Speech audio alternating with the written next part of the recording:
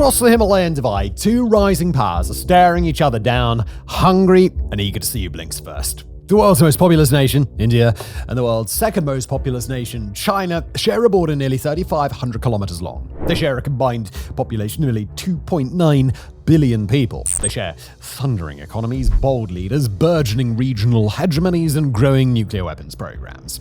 Most of all, they share ambition, and the sort of ambition they share is the sort where both sides understand that only one can triumph over the other. And although the country's shared Himalayan territory is typically quiet, it certainly couldn't be called peaceful. Through a long-running saga of border disputes, flare-ups, and diplomatic shoving matches, India and China alike have placed their international tensions on full display, and at times the world's two most populous nations stand just one grave misunderstanding, one miscalculated escalation, or even one accidental misfire from all-out conflict. Today, we're going to explore just what a war between China and India would really look like, where it would be fought, who and what would be fighting it, and who would win. And we'll tackle the most important question of all. What are the odds that in the near future, these two nuclear nations could face off in what would quickly become the most ruinous war of the entire modern era? Before we launch into this episode, we've got to include a quick addendum.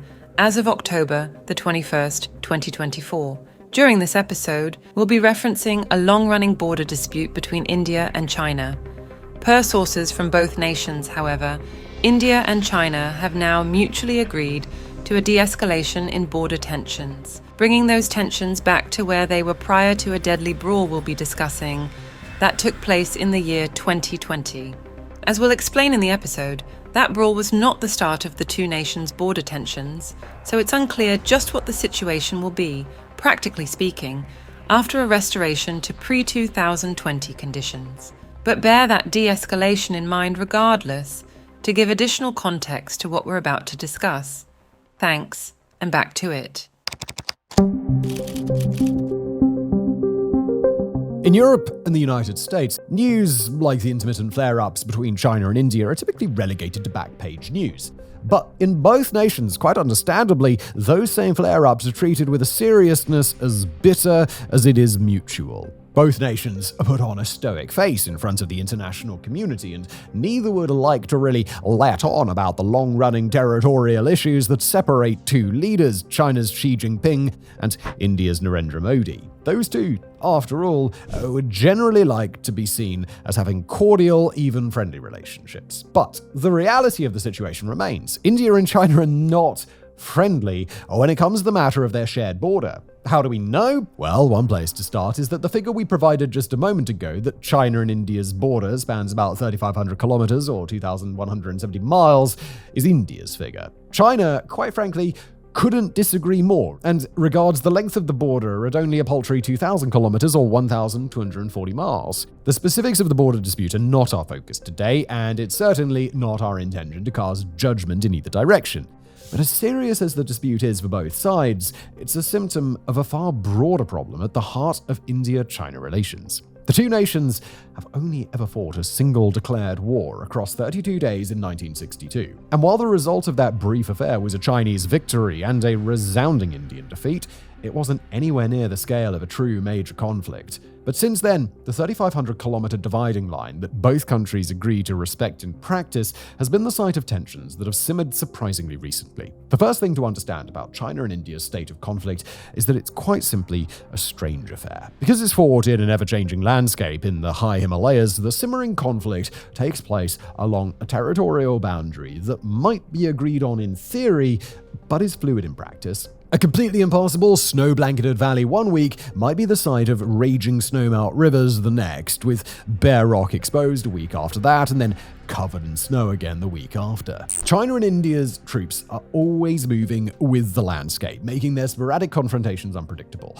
And in a pragmatic sense, both sides seem to fully believe that the tensions in the mountains are not worth an all-out war, but rather than resolving to end disputes via negotiations, either in the frontier or between Beijing and New Delhi, the two sides have instead agreed on some very strange rules of engagement. Take, for example, a major border clash in 2020, which kicked off after a massive fistfight between Indian and Chinese soldiers at altitudes of roughly 14,000 feet or 4,300 meters. After that fistfight left many injured, Chinese and Indian troops went at it again a few days later at multiple border points all across the frontier. Then both sides sent mass numbers of reinforcements, while China parked construction equipment and artillery on agreed-upon Indian territory, thus occupying its neighbor. Then, a truly massive fight broke out, one that ultimately left at least 20 Indian soldiers and at least 4 Chinese soldiers dead. But in all that time, both sides maintained that not a single shot was fired by either party. Instead, these were fights settled by fists, sticks, and clubs. Massive affairs that, if not for the body armor and polycarbonate bludgeoning implements, might not have looked out of place before the start of the Bronze Age. That 2020 brawl was the first time since 1975 that combatants on either side were killed, but it was just the latest in a long series of altercations that played by the rules of the Himalayan border. Nobody fires their guns, everybody skins their knuckles or loses a couple of teeth, and both nations live to see tomorrow. It's this grey zone warfare, fought in regions that are nearly impassable without special equipment, that define the tougher elements of India and China's relationship. Usually, they're non-fatal affairs, and even when people die like they did in 2020, or when shots are fired like they were in 2021, the two countries can hash out their frustrations over the course of a non-escalatory diplomatic shouting match. In a way, it's a global affairs version of a pair of adult siblings that both show up for the holidays but still can't refrain from shoving each other when they share the back of the minivan. But they also help us to establish a few ground rules to answer the question that we came here to ask. What would an all-out war between India and China actually be like? The location of such a battle is clear. Rather than sail their fleets around Southeast Asia or cut through several neighbor countries to launch attacks on each other, China and India are most likely to do battle, or at least start their battle, in the high Himalayas. That terrain would define much of the early fighting. The difficulty of bringing heavy equipment through the high mountains, the trouble with relying on soldiers who live at sea level, and the unpredictability and natural threats that would pose major risk to both sides. Just as important is the increasing build-up. Between India and China, some 100,000 troops are believed to be present along the Himalayan borderlands, and China in particular is invested in road infrastructure that would bring reinforcements to the area quickly in case of larger conflict. But just as critical to understand are the proximity and constant tension between the soldiers on both sides. This is a place where soldiers on patrol can suddenly be fighting for their lives, and where one overzealous commander on either side could choose to cross a line of escalation that neither capital wants. When shooting is functionally off limits, a single tank shot that leaves a crater where a dozen adversary troops used to be can very quickly kick off a battle that leaves hundreds dead, and then catastrophe is imminent. Finally, the rising tensions since 2020 have led to a bitter realization on both sides. The India-China relationship, outwardly cordial as it may seem, is not the whole story anymore. India now considers China to be its greatest security threat over and above the nation of Pakistan, while China has made no secret of its rising investments in a fortified Himalayas. Both sides consider all that escalation to be unlikely due to a combination of agreed-upon rules and protocols to handle the border region and each country's nuclear deterrent against the other. But military competition, scientific and cultural competition, and foreign diplomatic competition have all made Modi and Xi less likely to concessions and less trusting of each other. With the wrong spark at the wrong time, either side could stumble its way into starting a conflagration. And it's here where the hypotheticals begin.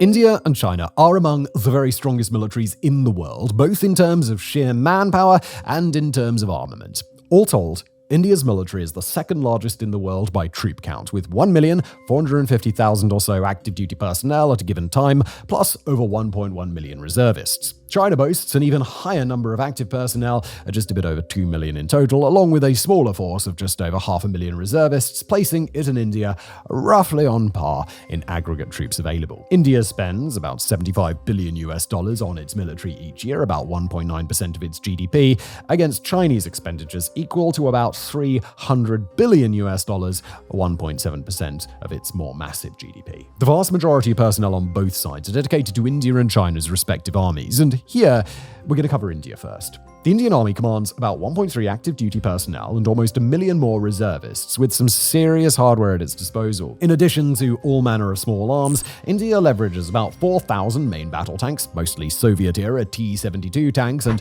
their successor model, Russia's T-90. Its artillery includes well over 700 multiple rocket launchers, 100 self-propelled howitzers, and many thousands of towed artillery guns, while for air defense it relies on a mix of homemade, Israeli, and Soviet systems. India's missile arsenal includes well over 100,000 anti-tank guided missiles, plus unknown numbers of short, medium, and long-range ballistic missiles. Also on the Indian Army's asset list are several dozen attack helicopters and several hundred swarming drones, a key expected element of 21st century warfare. There's China, where just short of 1 million active duty personnel serve with the People's Liberation Army. Along with all the standard rifles, body armor, grenades, mortars, machine guns, and the like, China's arsenal includes a very robust selection of heavy equipment.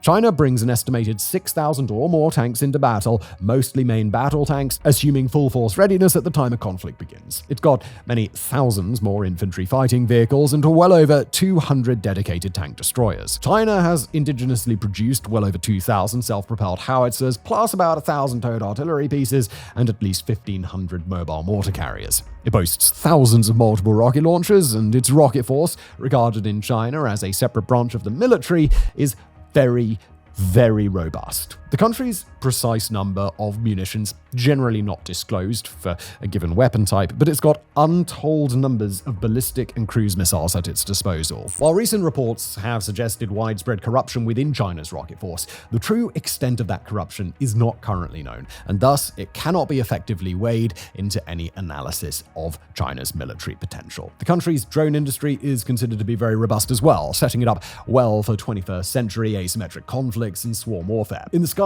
the balance of power between the two nations is somewhat more skewed, and here we'll start with China. The PRC has some very sophisticated kit in the skies, starting with its Chengdu J-20, a fifth-generation stealth multi-role aircraft built to challenge the American F-22 and F-35. The true extent of the J-20 stealth capabilities are somewhat in doubt, owing partly to the strange choice to include front canards, its little winglets behind the cockpit. But that's not a particularly important concern in a confrontation with India, where 200-plus J-20s would be a massive problem even if they did look like a small bird on radar. China flies about 280 J-16 strike fighters, plus about 250 of its J-11 air superiority fighters and nearly 600 older J-10s. It flies over 100 Soviet and Russian Sukhoi fighters and about 340 fighters that we can only refer to as SPAM, antiquated Cold War-era jets that aren't equipped for a modern air war but can certainly hit an unequipped enemy hard if need be. China flies over 200 jet-powered strategic bombers, its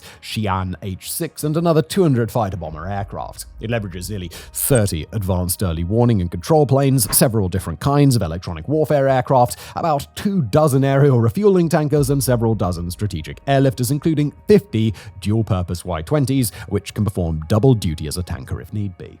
Its airspace is protected by hundreds of Russian S-300 air defense batteries and several dozen sophisticated S-400s, plus hundreds of Chinese-made long and medium-range air defense batteries.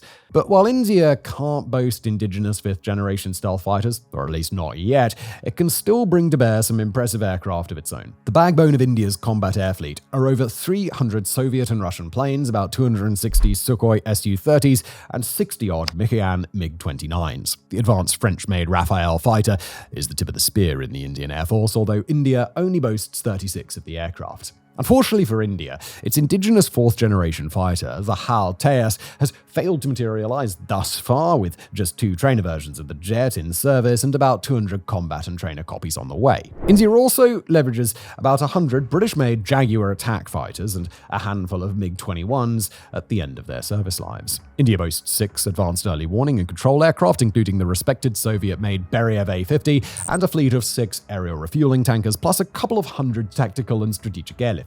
The Indian Navy's Air Wing offers 40 more MiG-29s in the mix. Finally, there are the naval capabilities of each country, where even though neither China nor India are about to be patrolling the oceans of the entire world, they both offer an impressive selection of kit. We'll go back to India to begin, where 2 aircraft carriers, the Indian-built INS Vikrant and the Soviet-built INS Vikramaditya, are the pride and joy of the Indian Navy. With 2 carriers available, India boasts 24/7, 365 carrier availability, since one can always fill in for the other in case of maintenance needs or damage. India boasts 12 guided missile destroyers, 9 of which are indigenous or semi-indigenous Indian designs, and several of which boast stealth features. The Indian Navy leverages 12 guided missile frigates, 18 corvettes, and a well-established support and refuel fleet.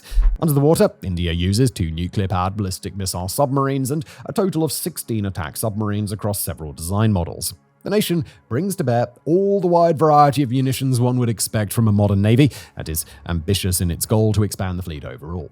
China, however, brings even more naval power to bear than India does. At the heart of its surface fleet are 2 modified Soviet-era aircraft carriers, plus an advanced Chinese carrier, the Fujian, currently undergoing sea trials in advance of being commissioned. China brings several dozen destroyers, including the stealth class of massive guided missile destroyers, the Type 055. It offers dozens more guided missile frigates and corvettes and numerous amphibious attack and landing ships, but these have the intent of carrying out an invasion of Taiwan. It's got a wide range of maritime support vessels and tankers, and an arsenal of unmanned surface vessels, or USVs, including some that are thought to be designed for combat roles. Underwater, China boasts 6 nuclear-powered ballistic missile submarines, 9 nuclear-powered attack submarines, and dozens of conventional attack subs. On its aircraft carriers, China flies 110 J-15 and J-11 fighters, and its 5th-generation J-35 is expected to eventually take over a carrier role. But even that isn't the full extent of China's seaworthy fleet. The nation operates a shadowy maritime militia that leverages everything from fishing trawlers to purpose-built vessels,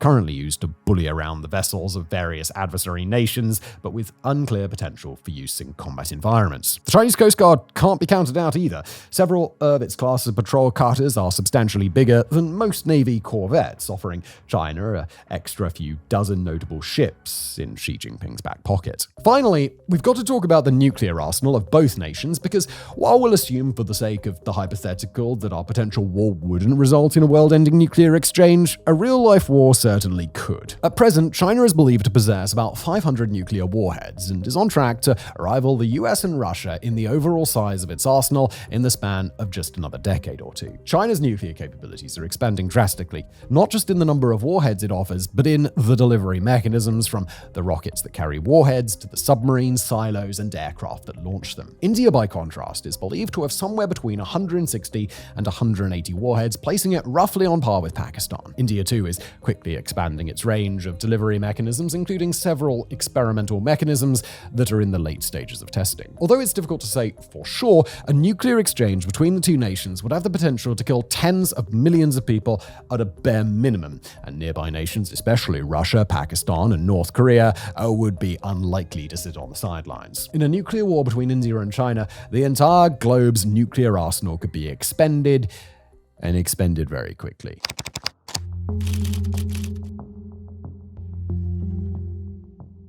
Luckily for all of us and our ability to get some sleep tonight, we won't be entertaining the possibility of a China-India nuclear exchange any further in this hypothetical. Instead, with the forces of both nations stacked up on either side of the Himalayan border, we'll play out what a conventional war, not resulting in the exchange of strategic nuclear weapons, might look like. We've got our inciting incident, a confrontation between Himalayan border forces that goes horribly wrong, and our cascade of events, a diplomatic breakdown, a mutual exercise in finger-pointing, and escalating mountain skirmishes that leave a growing pile of dead.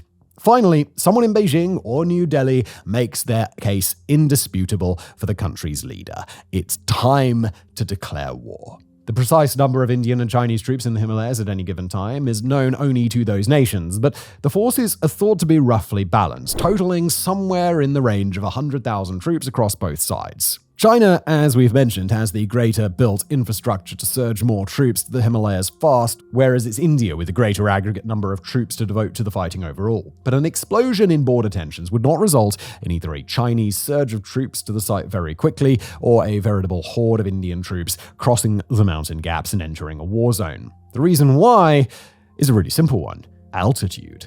Both India and China are nations with relatively low-lying territory in most regions, and while soldiers could be transported to, say, 14,000 feet or 4,300 meters relatively quickly, they would not do well The effects of altitude sickness would be debilitating for the soldiers of both militaries, leaving them ill-equipped to do anything but alternate between gasping for air and vomiting into a bucket for a few days, while much of the equipment of both nations would have to be either modified for cold weather operations or just left behind. Those troops that do go would be subject to everything from storms to avalanches to extreme cold and harsh winds. The Himalayas are simply not the place to fight a ground war, and both sides know it. What really matters is control of the mountain passes, where whichever side that gains victory could rush their troops up and over the mountains without having to put them into battle.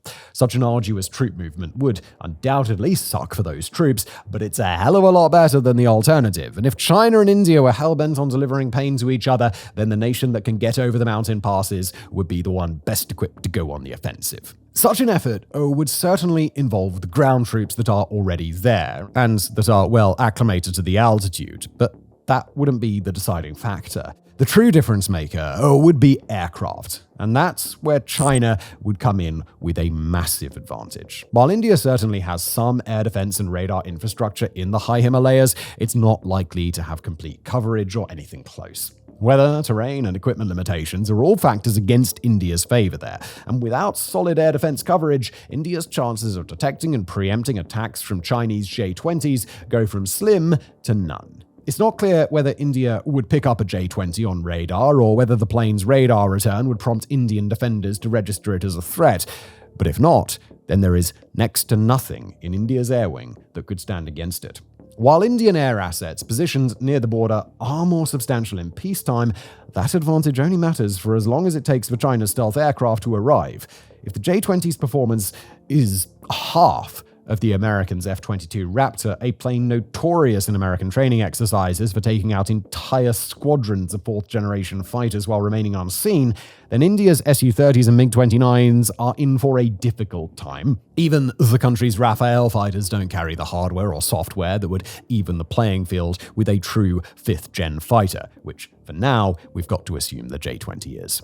And with China's J-20 clearing the way, destroying air defense systems and nearby enemy aircraft, the door would burst wide open for an onslaught of Chinese strategic bomber aircraft. Faced with a wave of H-6 bombers, India's Himalayan defenders could do little to respond. Sure, a stray fighter here or a well-protected air defense system there might take down a couple, but the deck in this scenario would be stacked heavily in China's favor. In a best-case scenario for China, these Indian mountain defenders might be called to retreat. In a worst-case scenario, they might go down with their bases and thus force China to destroy some infrastructure.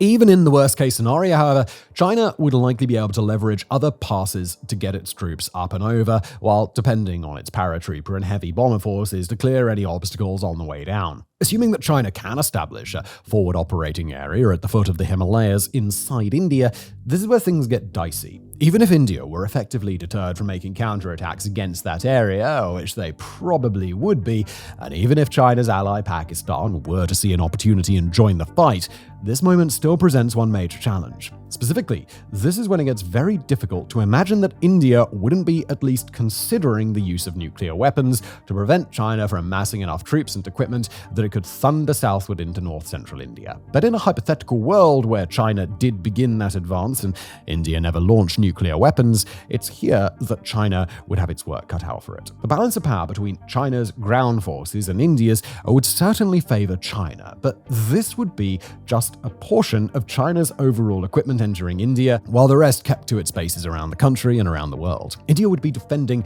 with the full might of its own military, and as a defending side on its own home soil, it would be at a significant tactical advantage. Add to that mass numbers of defending troops, and India may put China in a tough spot.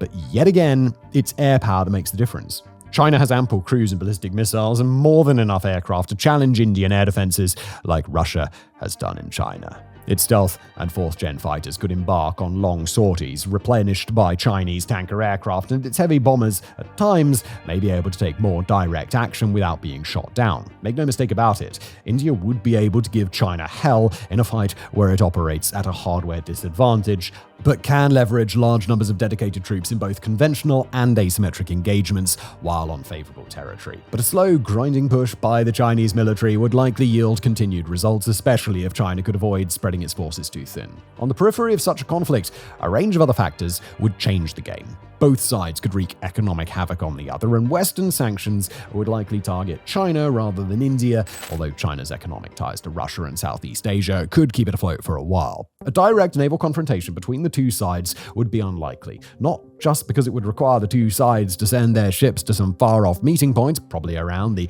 Andaman Sea or the Gulf of Thailand, but because there would be little to gain from it. Neither nation has the ability to launch a large-scale naval invasion on the other, and having an all-out battle in someone else's territorial waters would lead to innumerable geopolitical headaches. But India, despite having a far less powerful navy, might actually gain a maritime advantage over China quickly. Because of its location, India can throttle Chinese shipping traffic to Africa, Europe, the Middle East, and South Asia west of Thailand via a blockade at the Strait of Malacca. Such a move would cause major economic hardship in China, and whether China would put its navy at risk by sailing into Indian waters where India's land-based assets could be part of its fight is an open question. China's existing naval assets in the region, in Djibouti, Sri Lanka, and soon Pakistan, likely wouldn't be enough to break the blockade on their own, with India using land-based assets in the fight. Not only that, but India could blockade the vast majority of Chinese oil imports, forcing the nation to rely on strategic reserves that would likely last less than 90 days. It's at this stage that India might be able to draw China into something of a stalemate, but the sheer imbalance it would take to get to that point should make it crystal clear which side would be considered victorious. With a large Chinese force on its territory, India would be suing for peace from a badly disadvantageous position, and that's only the half of it. In such a world, to get to a point of territorial occupation, both sides would likely have suffered the loss of tens, if not hundreds of thousands of troops, and both nations would be set back tremendously with long-time obstacles to their future prosperity, and in India's case, reconstruction. Luckily, the factors that would prevent such a war are so all-encompassing that this sort of war remains highly implausible. Neither India or China would gain more than it loses in the process. Neither side would be able to trust that such an engagement wouldn't result in nuclear war, and neither side is willing to accept even a fraction of those losses, let alone a nuclear exchange, over a border dispute gone bad. Although China's rapid military and economic expansion and India's skyrocketing ambitions might suggest otherwise, both nations are careful and reserved in their decision-making, and both approach issues like these with far too much caution to get to the point where the corpses of fighter jets litter the Himalayan slopes. With any luck, the world will never see this war play out, and thank goodness for that. If it were to go down, then to call it catastrophic could be the understatement of a lifetime.